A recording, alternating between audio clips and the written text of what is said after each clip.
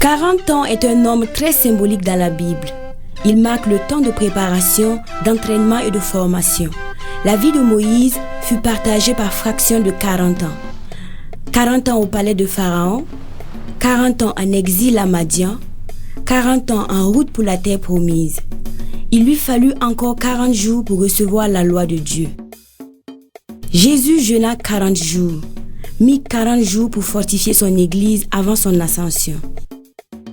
C'est pourquoi l'assemblée du temple Emmanuel et les enfants Yamuego décident à leur tour de marquer par la présente cérémonie d'action de grâce les 40 ans de mariage de leurs parents spirituels et biologiques.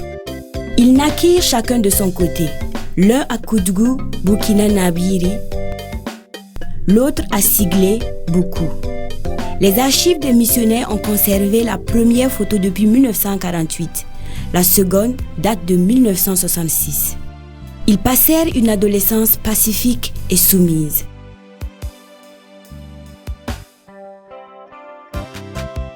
Ils reçurent tôt l'appel au service du Seigneur et s'y consacrèrent.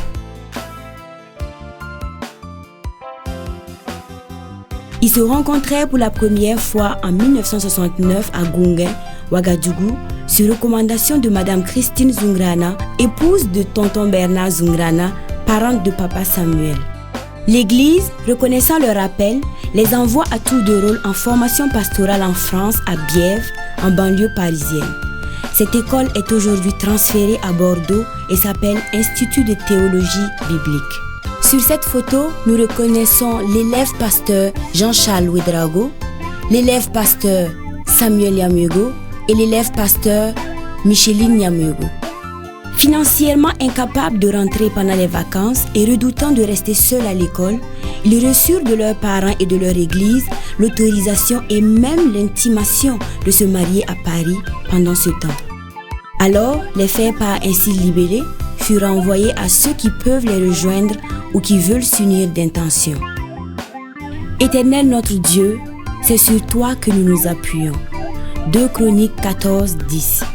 Sur accord de leur famille et de leur église en Haute-Volta, Samuel Yamuego et Micheline Kaboré, centre de formation biblique de Bièvre, sont heureux de vous faire part de leur mariage et vous prient d'assister ou de vous unir d'intention à la bénédiction divine qui sera demandée sur leur union à la salle évangélique Viens et Vois, 10 rue du Sentier, Paris 2e, métro Sentier, le samedi 15 mai 1971 à 16h par Monsieur Dupré, pasteur missionnaire en Haute-Volta, et au rafraîchissement qu'ils offrent dans la grande salle du sous-sol à l'issue de la cérémonie.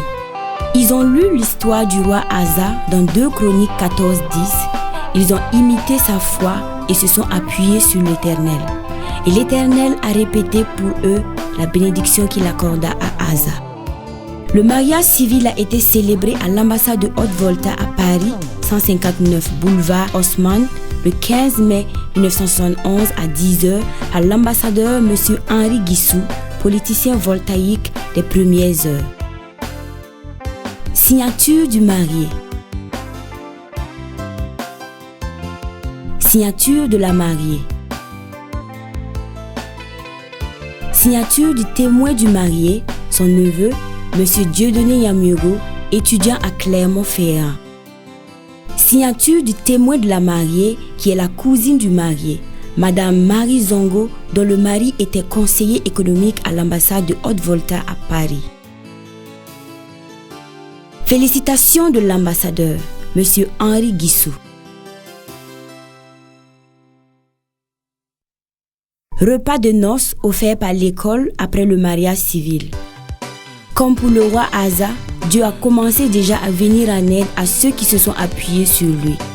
C'est ainsi qu'après le mariage civil, l'école leur offre un repas de noces pour cet événement qui est resté unique jusqu'à ce jour dans les annales de l'histoire de cette école biblique. Départ à l'église.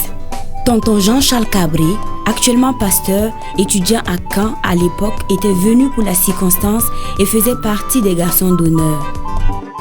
Les chants à l'église étaient dirigés par le pasteur Botéron, pasteur adjoint de l'église des Assemblées de Dieu de la rue de Sentier, Paris 2e. Chants des collègues de l'école. Prédication et exhortation, Pasteur Dupré, missionnaire français des Assemblées de Dieu de Haute-Volta.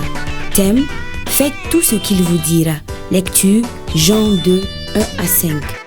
Ils mirent leur foyer à la disposition de Dieu, en obéissant à sa parole. Aujourd'hui, ils peuvent dire que Dieu a pourvu.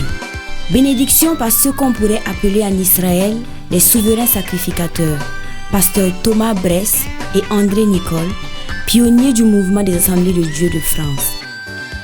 Photo du couple. Le nouveau couple prit sa première photo. Photo du couple et des vétérans, Monsieur et Madame Thomas Bress. Photo du couple et du collège des pasteurs vétérans.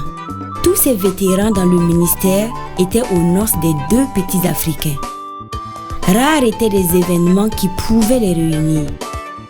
De gauche à droite, Pasteur Dupré, Madame Pompano, Pasteur Echtler, Pasteur Thomas Bress et Madame Nicole. Photo du couple et de ses compatriotes voltaïques, étudiants à Paris et des provinces. Bernard Toubouniamego, Seydou Zungrana qui a travaillé à la radio nationale, Dieudonné Nyamyogo, Zongo Marie Nyamyogo, Bernadette Compaoré, etc. Félicitations des jeunes de l'église, l'équivalent de la jade.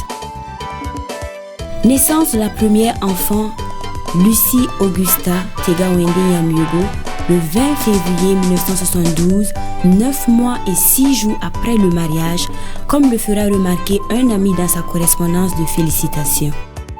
Premier voyage de la première enfant, Lucie Nyamyogo, hors de France, en Allemagne.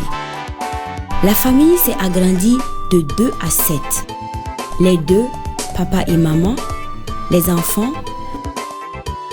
Lucie Augusta Tegawende, Samuel Michel, Priscille Adonija Barkwende, Joël Pegdwende Stanislas, Emmanuel Jedidja Wenbenedo. Ensuite, elle s'agrandit de 7 à 15 par les mariages de Lucie avec Dieudonné Oubdia,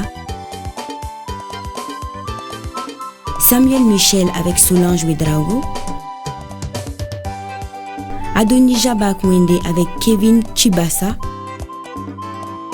Joël Pegdwende avec Alice Songnaba, et la venue de 4 petits-enfants, Giovanna, Geojada, Ruchama, Samuel Michel.